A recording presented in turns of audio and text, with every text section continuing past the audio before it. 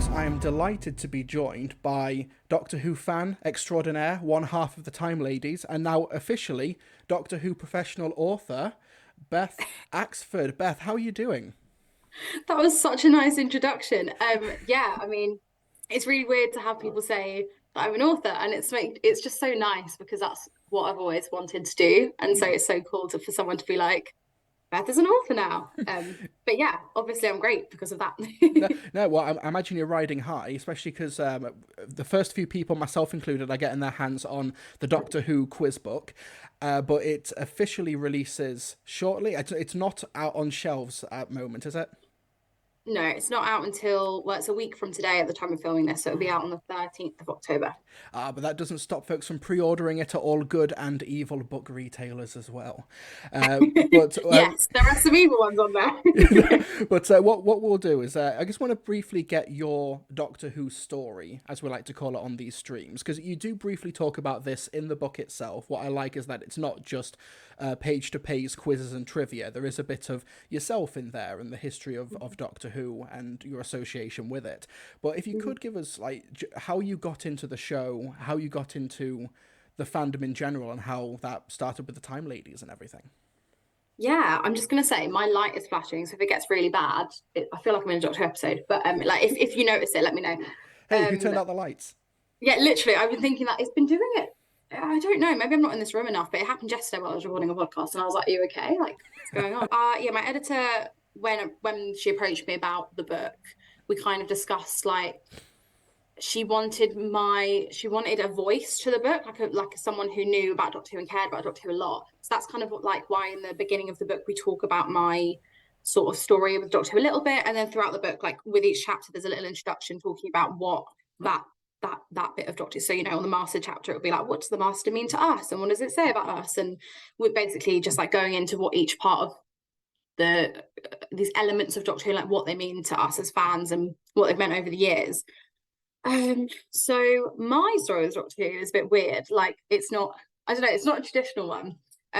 I kind of caught the end of Aliens of London, like completely by accident. I used to stay over at my auntie's house, and she would just flick through the channels, and there was like nothing else on. So she put it on. I wasn't really listening. I was like colouring in something, or don't even know. I was like 7 or 8. And then I was like, oh my God, like what's going on? There's like this big green monster pinning someone up against the wall. I was like, oh my God, this is insane. Like, what is happening? And then it ended, and I must have just forgotten about it because I never watched part two, didn't watch any of the rest of the series. And then Parting of the Ways aired, and I was at my auntie's again. And I think it must have been the second part of it. And I caught that, and I was like, "Oh my God, he's changed into a different man." And this blonde girl is here, and I liked like her, and like got really excited about it. And then I forgot about it. Um, and it wasn't until I was coming home from school the year after with my mum, and we went into like a little corner shop, and she was like, "You can pick a magazine," and this is like, big deal when you're a kid. Like you could pick a magazine from the massive shelf filled with like all of these different titles. And for some reason, I picked the sticker book, which is like it was the one with Christopher Eccleston, David Tennant, and Billy Piper in the middle, and it's the 2005-2006 sticker book. And I have no idea why I picked it because I don't recall remembering that it's something I'd seen before. Do you know what I mean? Like I didn't make the connection that I'd seen it on TV the year before. And I went home and I read it cover to cover, and then started collecting the stickers. And I was like, I must watch this show immediately. This sounds incredible. Like actually my first experience. I didn't even think about this, but my first experience of most of series one and a bit of series two would have been through reading about it in that sticker book rather than actually watching it. Mm. And then I think when I sat down to watch an episode, I think the first one that I was like, I'm going to watch Doctor Who. It's on at this time on a Saturday, and I made the effort to do that. Was school reunion, and I was like, oh my God, I love this, and then I was just hooked. Yeah, well, that's getting into the series through. It's just been on in the background a bit, and then you pick up this random sticker book. Yeah. Do you still have the sticker book? I've got to ask. I do. I have it at my mum's, along with like most of my childhood Doctor Who collection. Hmm. I collected almost everything from like 2006. Well, I still do, to be honest. A lot of it I left at my mum's when I moved out because I couldn't take it all with me. Because when you first move out and you have to live in, especially in London, you have to live in a room with no storage in the middle of nowhere. So Hmm. I left a lot of it there. It'll be there somewhere, but I just don't know. Like, I can't picture where it is, but it's definitely Hmm. there. And yeah. So if you're getting into the show around like nearly midway through the Russ T Davies era, and then there's the whole Stephen Moffat era. There's multiple Doctors making their way through the show, and then you decide to start up the Time Ladies. How did that go about? I think I'd been online in fandom for a very long time. Like I got Twitter in 2011 or 2010. No, I think it was 2010. Because my first tweet was like, fezzes are cool, or something really horrible and cringe like that. And so like I'd been on Twitter since 2010. I started joining Doctor Who forums in like 2008. Like was definitely too young to be doing that. I was probably like 9 or 10. I remember like reading the entire plotline for Journey's End on Gallifrey Base or somewhere like that. Like that's, and I would talk to Doctor Who fans that I didn't know, like on MSN and things like that. So I've been active online for a very long time. And I think with the Time Ladies, it was like my way of experiencing fandom from 2010 to kind of like 2017 was like tweeting about it. Like I tweet every single thought I had about it. I'd make friends through Twitter. I would write little like snippets of like opinions that I had or little stories and things like that and post it on there. It was kind of almost like a blog in a sense. By end of 2016, I was just so like lost. Like I didn't like I'd left college in 2014 and like I really hated it. So I left and just had a lot of like, you know, weird, like not great stuff happened to me. And like I wasn't at college or uni. I was kind of working in shops and stuff. I just like wasn't, I was just really lost. And I was like, I need something to do basically that I'm gonna enjoy. So at the end of 2016, I was like, I'm gonna do like a Doctor Who blog, or I'm gonna write about Doctor Who or something that like is like an outlet. And at the same time, I met Kez, who I think I started talking to her on Twitter, but then I met her at the cast premiere, as we all ended up going to the cast premiere, sort of by accident. And then in the beginning of 2017, I was like, I still have this idea. I want to do a blog, and I want to do it like, because there's no spaces online that focused on or was from the opinions of women, aside from I think Whovian Feminism, which was like an American blog. So it like felt like there was nothing quite in the UK, especially. There wasn't many places where I was like, okay, there's like a group of women talking about Doctor Who or whatever like that. There was basically not a lot of content that I thought that I want specifically content that I would want to see. Which is great. Like there are so many places where I get content that I do like, but there's just more specific stuff that I wanted to see. So I was like, well, no one else is doing it, so I'll do it. So yeah, started that in March 2017. Me and Kez started it together, and a few of my other mates kind of like came in and out doing it with us. And we just were like doing, you know, I don't know, I think it was just like at the time Series 10 was on. So we started, you know, writing stuff about Series 10, getting in some guest writers to talk about different things, kind of making it like a platform. So we had like a YouTube channel, podcast, and a Twitter as well. Yeah, I think we're just posting our opinions and how we felt about stuff. And then Jodie was announced, and it kind of all kicked off because, you know, I guess if a female doctor is announced, the one thing that loads of people want to find out about is what women's opinions are on that. And we were like one of the only places that were, you know, fans of Doctor Who that were women who were kind of like really talking about things like that. So, you know, we started getting a lot more viewers. Started getting people like asking us to do stuff, like write about Doctor Who. That's where I got some of my first like bylines, because people would come to us and be like, can you write for us about what you think about this? Yeah, so it just all kicked off from there really. And then we just started extensively covering Doctor Who, but I think maybe to our detriment, because by the time we finished, I was like, I think we tried to cover too much because we wanted to appeal to so many people, because a lot of people didn't like how feministy we were, or how specific we were in our women content, or like not, you know what I mean? So I was trying to cover like all different sides of fandom, and I don't think it worked for me personally, and then I just got burnt out. So that's kind of why I stopped doing that.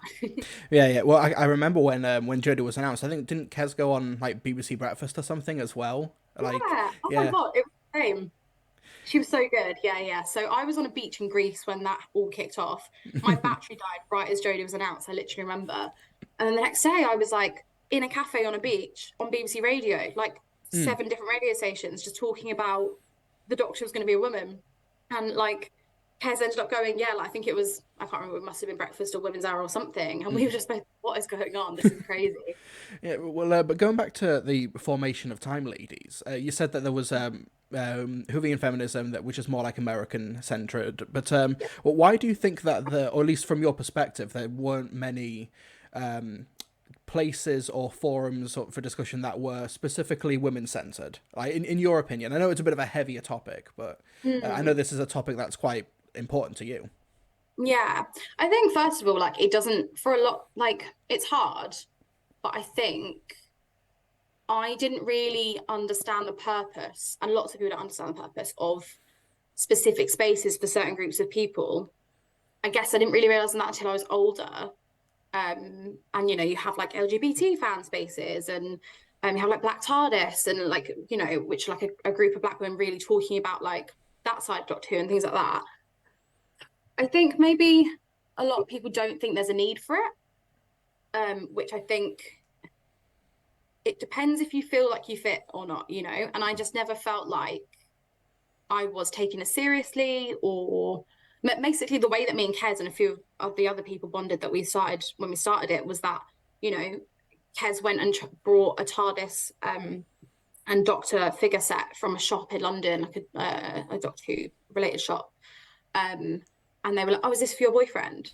And like just typical stuff like that, which like you might think is, you know, just like funny. But when that happens to you every time you're interacting with something that's your favorite thing in the world that you've spent a lot of time on and you would consider yourself to know a lot about, it's quite patronizing to get that behavior over and over. So we would be like experiencing all that stuff and we were like, oh, it'd be great to talk about it. It'd be great to maybe like talk about this episode from how we think about it, because you get it's a way to get like a different side of it that I think a lot of people might not see. And one of the things that I do think was good about it was that we would say something and then people would be like, we never thought about it that way, we would never see it that way, we don't experience sexism, and we wouldn't know that that was a problem and stuff like that. So I think there is definitely a need for those types of spaces for people to be able to, it's the same reason I think there should be diversity in Doctor Who, so that you can tell different people's stories and see something from a different perspective. You know, one of the great things about when I did Time Team was that we were all so different from different backgrounds, and I would be sat there and be like, I never thought about it from that perspective. I didn't know that thing was like kind of racist, or I didn't know that that meant so much to you, or this bit was, you know, all these different things, like positive and negative stuff, where you're just learning how other people experience the world. And I think that's why it's important to see our favorite media through different people's voices. Yeah, well, one thing that you mentioned in the quiz book when talking about your history was how much you associated with Rose Tyler. You know, being a young, strong, blonde woman, working class background and things like that. Because I think when it comes to diversity, for many people, it begins and ends at gender. It begins and ends at sexuality. I think if that is your threshold for what diversity means to you, I think that can be quite telling. But I think when you have so many people from different backgrounds, like whether it is class or religion or anything like that, and anything else in between, basically, I think that's the true spirit of diversity, which I think Doctor Who in recent years, there's always room for improvement, but it's making a concerted effort to try and be more inclusive. Space for all, one of the posters has said recently. Yeah, I love that. So with when Jodie Whittaker was announced, because if you got into it with the revival, you've had Eccleston, you've had Tennant, Smith, Capaldi, terrific actors, terrific doctors. But what does the gender change actually mean to you? As a guy who is very catered for when it comes to demographics and media, for me, it doesn't personally mean anything to me, but I would love to hear it from other perspectives. Yeah, and it's interesting that you say that, because I know a lot of men who can, like my partner, for example, who is just like a white guy, and he's like, I've been catered for all this time. Yeah, it still means so much to him personally to see you know, a woman take on this role. I think I just wrote an article about this, but which will be out soon. But I think that it's sort of like how I try to think about it is that like and the I think it's also not just Jodie being the Doctor. I think it's her entire era being so inclusive behind the scenes and in front of the camera that I find means a lot to me. But just her being just a woman being the Doctor in general, I think that like the Doctor has always been a really relatable character for me. Like, I guess when I first came to Doctor Who, it was like I was working class young girl, like, you know, as you just said, I was very similar to Rose, and my mum was a single mum called Jackie, so I was like, she's me. And But then, after that sort of gateway, I did relate to the Doctor a lot. I related to the Doctor's awkwardness or the Doctor's sadness, or like, there are a lot of parts of the Doctor feeling kind of like a lone person in the universe. Like, if you have any type of mental health issue, you get that. And so I always had related to that. But I think seeing the Doctor become a woman made me kind of, it just changed the way that I felt about like my own place in the world. And there's a book that I am sort of reading at the moment, which really talks about how like what you see in media and film has a direct impact on your mental health. And like girls and Black people and LGBT people and disabled people in particular have like historically quite low self-esteem and negative thought patterns because of what they see in the media, which isn't representative of them. Do you know what I mean? It's not representative of them living like the fullest lives or being in the spotlight or being able to be the hero, etc. So I think that, especially seeing how she kind of came in and just made it the most joyful and empathetic and hopeful character, which is what I think the Doctor should embody. I think it just shows people that you can go out and like you can become like the person that is the main role in this like 60-year long show, or you could write for that role, or you can direct it. Do you know what I mean? And I think it wasn't really until I saw her become the Doctor, like literally in 2013, I was so against a female Doctor. I remember tweeting about it. But it wasn't until that kind of happened that I was like, yes, this has made me feel like my place in the world is more worthy. And like, maybe that's not how everyone feels. Maybe everyone's just like, maybe other people don't need that.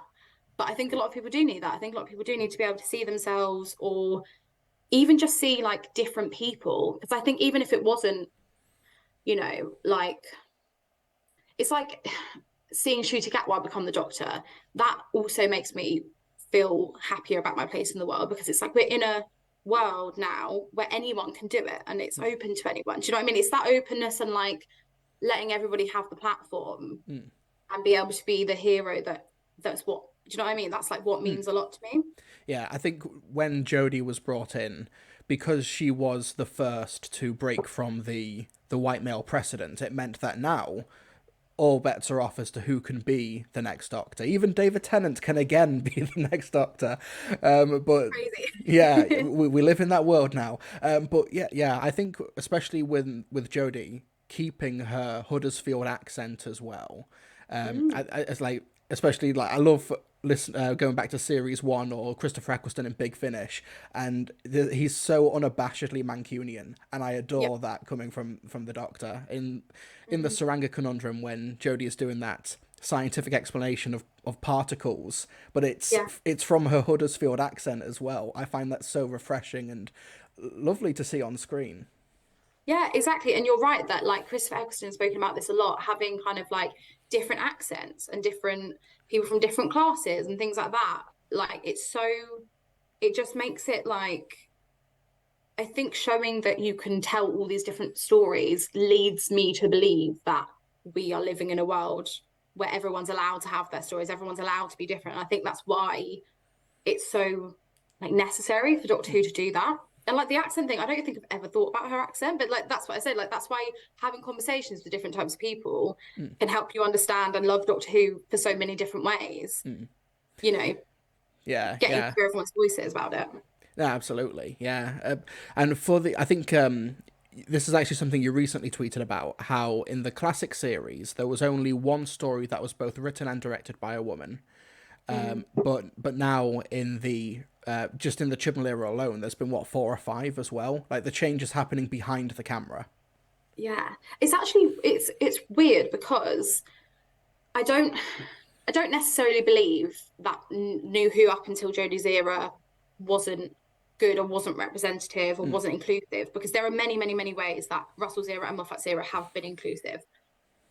But it's not until you actually like look at behind the scenes that you realize like how not inclusive it's been, in the sense that like in series 11 alone you have the Witchfinder's being the first episode since Enlightenment, which was 1983, to have a woman, and I really felt that because I watched that recently and I didn't know until after I watched it that was the case, and I was like, that is one of those episodes that I really have always felt that I really connected with, and Mm. I was just like, oh, it must be because I'm interested in the witch trials, and I love Joy Wilkinson's writing. And then I thought, you know what, maybe you know, it being directed by a woman, written by a woman, the Doctor being a woman, that story could never be told unless the Doctor was a woman, realistically. Mm. um Maybe that is why I felt so connected to it, you Mm. know. And having like, I think series 11 also has like the first ever black director, Mark Tonderai, like things like that, where it's like that's been New Who has been on since 2005, and we've only just got those things. Mm. Like it's crazy. Yeah, I think when we look at the history of Doctor Who, which spans nearly 60 years now, Mm. we take for granted how often glacial this progression can be.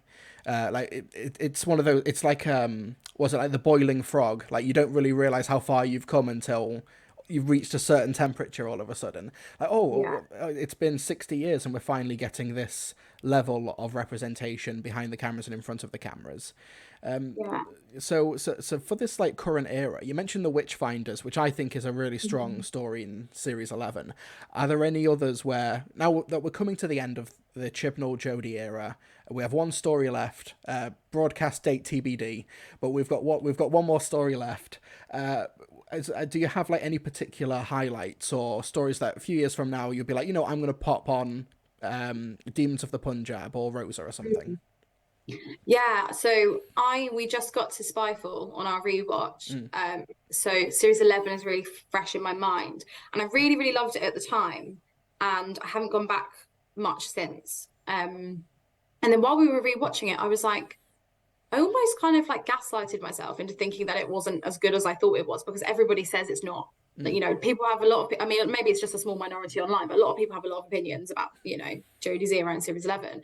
And I watched it and I was like, I think this is literally my favorite series along with series 1 or series 5. And it made me so happy. And there's so many episodes in that series that I would happily just pop on at any time. I think I love Arachnids in the UK, and Mm. I know it's not the best story in the world, but I love it. I love the Witchfinders. Those two I could see myself popping on a lot. The Woman Who Fell to Earth is such a great like first Mm. story as well. I would watch that anytime.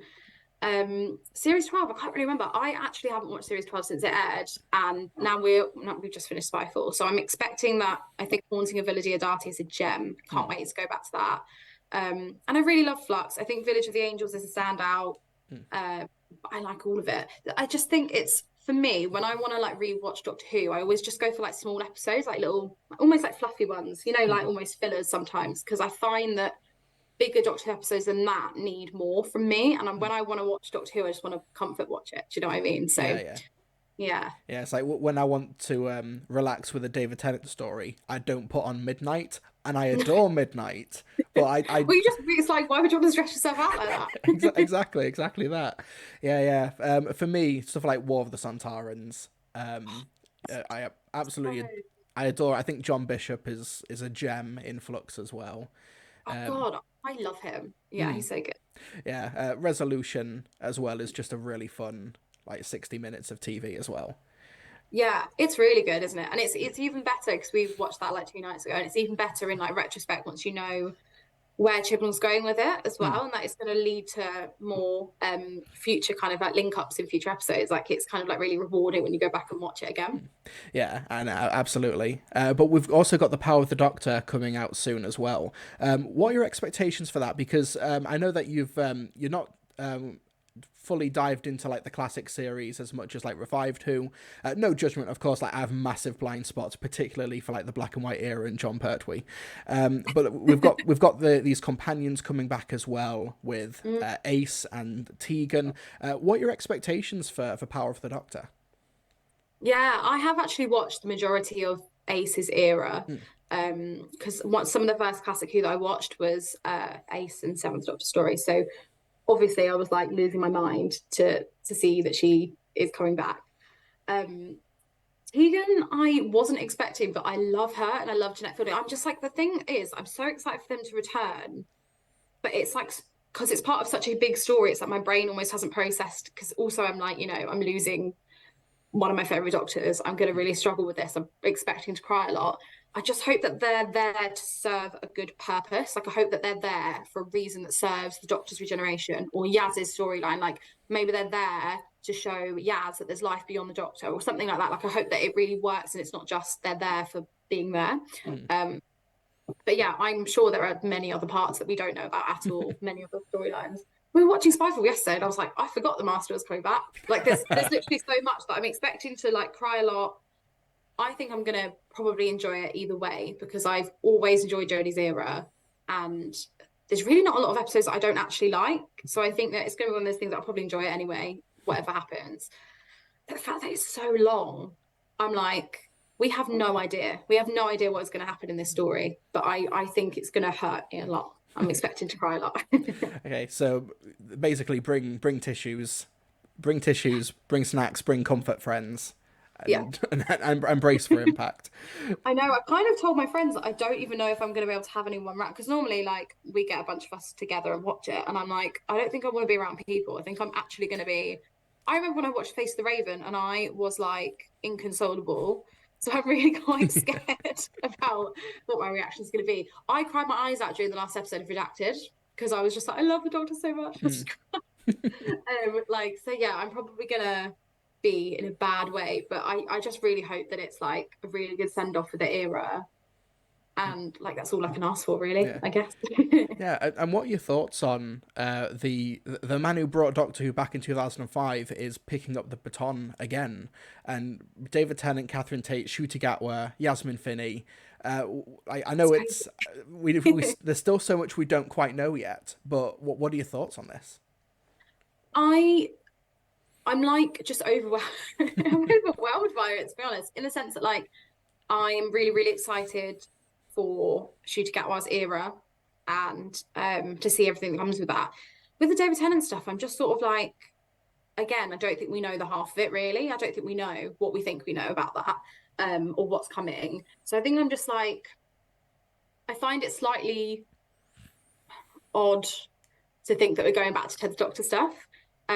But I'm sure I'll enjoy it when I get there. But I think I'm in such like 13th Doctor grief that I'm like, I don't want to go back to the 10th Doctor. I want something new. But I think it's like by the time the pictures and stuff start coming out and all the info, I'll probably be like losing my mind. So it's really exciting. I am just like, Jodie's leaving, David and Catherine are coming back, then Ncuti's starting, and my brain's almost just like one thing at a time, please. But yeah, I think it's really cool. I went to Camden to see 60th filming, and it was so surreal seeing David and Catherine acting and saying things, and I was like, oh my god. Yeah, so I'm really excited. I just can't wait for everything to start gearing up. I guess it's going to be quite a big year for Doctor Who next year, isn't it? Yeah, absolutely. A side question: have you watched Sex Education with Ncuti Gatwa in it? Yeah, I remember watching it when it first, literally the week it first came on Netflix, because I was like going through a breakup, so I watched the whole thing like one day.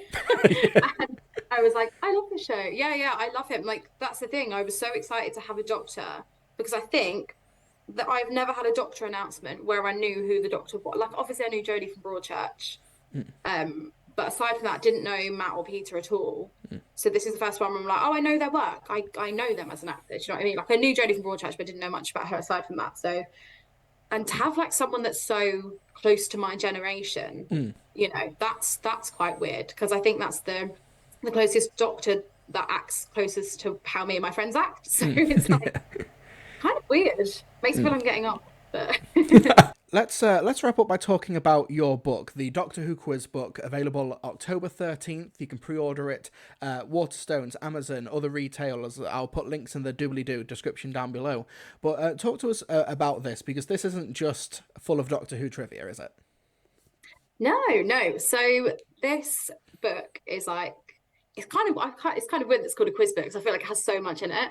It's kind of like a celebration of Doctor Who. It's got there's 15 chapters, and I kind of themed them to what I thought was like the most easy way to approach Doctor Who.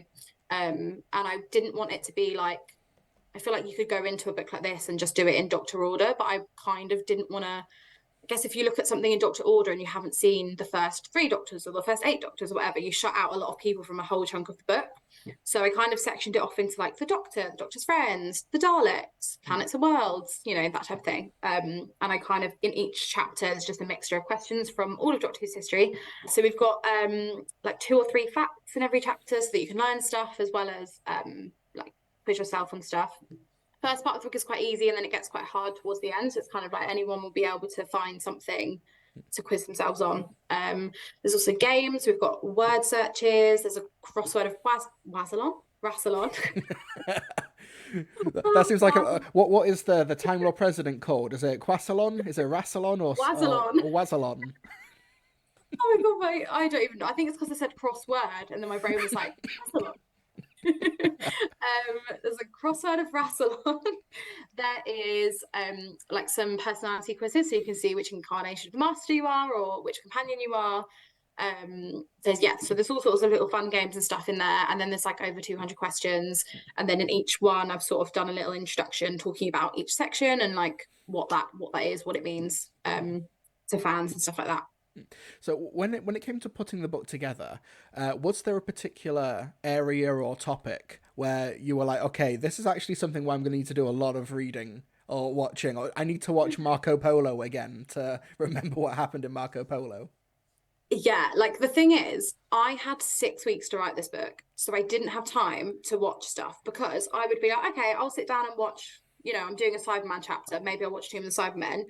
But the thing is, I was having to do like 2 chapters a week. And so by the time I would have watched that, I would have been on to the next chapter. So I didn't actually get to watch a lot. I had to watch clips and do a lot of research. Like I had piles of books, Doctor Who books, I had TARDIS Wiki open, I had like the encyclopedias and everything like that. I think there was like 3 chapters that I found harder than the others.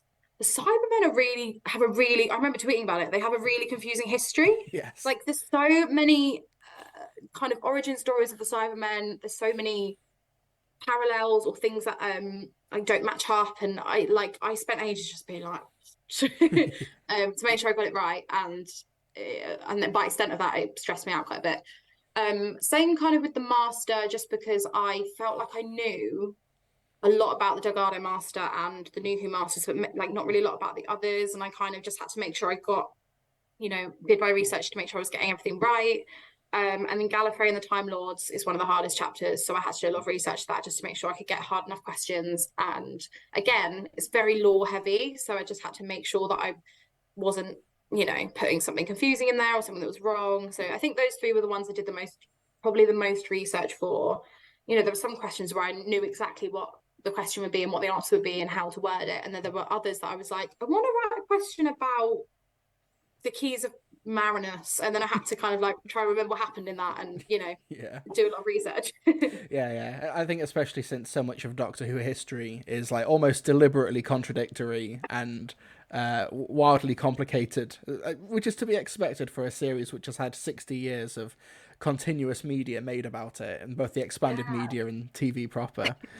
Makes it very hard to write a book, because then I had to decide whether I was going to cover extended universe stuff, or like how I was going to word things. Like a lot of stuff I had to really word it so specifically, and then my editors would be like, let's word it this way, and I'd be like, no, you don't understand. Like it has to be worded this way, because Doctor Who fans have a very specific way of talking about the show, and I think that's why they wanted someone like me to write it, because I do just think that you can't write a book like this if you don't know the show at all. If you need to have that language and talk about it in the way that there are so many words I realized while I was writing this, and when I write about Doctor Who, that I'm like, these are words that I would never use in any other part of my life that I've just learned from reading about Doctor Who for years and years and like talking about it, and it's just like almost a language in the way that we talk about the show. So I hope that I got that right in there, because I think that that's really important to the way we view it. Yeah, and I think with the show's 60th anniversary coming up as well, it seems like a really good way to refresh your memory and to like sort of hone your own knowledge as well into like, do you know it as well as you think you do? It seems like a both accessible but a really good way to test yourself as well. Yeah, I hope it is. I hope it's like, because I guess So the book is going to be in Asda. So you're going to be able to go to Asda to buy it. It's going to be in the works. It's going to be in Waterstones. So like it's going to be in a lot of shops where it's going to be accessible to a lot of people that maybe don't know the show as well as we do. So they were kind of like, we want it to be like the first couple of chapters is, you know, almost so easy that me and you would laugh at it kind of thing. And then like, you know, the later chapters, so literally stuff like who wore a celery on his lapel and like who played this doctor. And then in the later chapters, you have stuff like, I'm trying to think of a question. One of the questions is like, how many versions of the theme tune did Delia Derbyshire create? Or like really, really like specific stuff that, you know, I didn't even know while I was researching it, things that I found out. So hopefully there is something for everyone in there.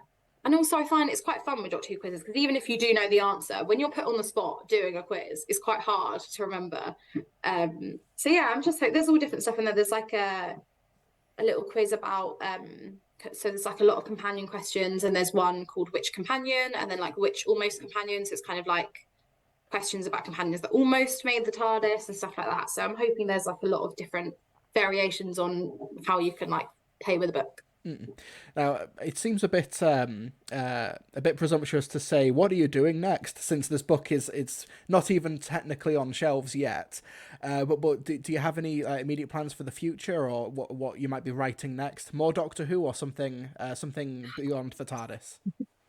I would love to write more Doctor Who. I mean, I'm working on some writing stuff surrounding the book, like for when it comes out.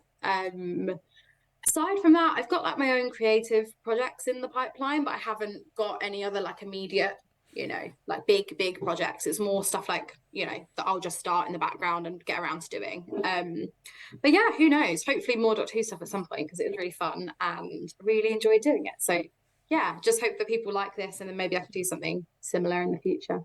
Exciting stuff. The Doctor Who quiz book by Beth Axford is available from retailers on the 13th of October. You can pre-order now. Links in the doobly-doo down below.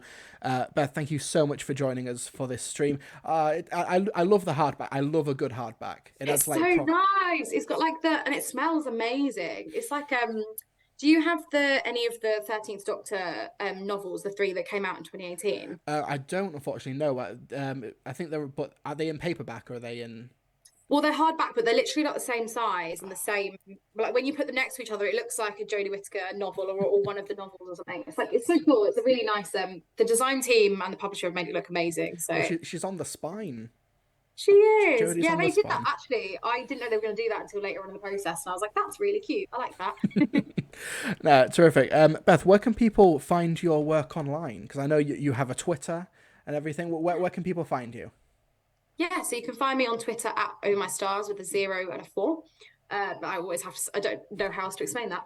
And yeah, you can find my writing. I've done a few Doctor Who bits for Radio Times, and there'll be more stuff in the future, hopefully, for different websites.